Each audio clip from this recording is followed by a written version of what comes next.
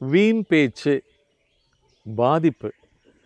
எப்பொழுதும் நீங்கள் சரியான பேச்சு, சரியான பதிலையும் சரியான பலனையும் தருங்க.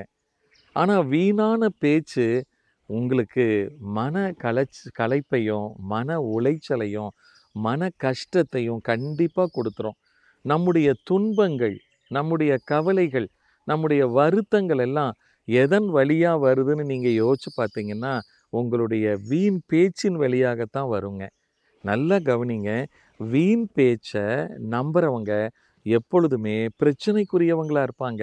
ஆனா வீண் பேச்சு எனக்கு பிடிக்காதுங்கன்னு சொல்றவங்கள பாருங்க, எப்பொழுதும் மகிழ்ச்சியா, எப்பொழுதும் ஆனந்தமா, எப்பொழுதும் இயல்பா, எளிமையா இருப்பாங்க. அதனால நீங்களும் மகிழ்ச்சியா வாழணும்னு ஆசைப்பட்டா, முதல்ல வீண் பேச்சை நிறுத்துங்கள். வாழ்க வளர்க!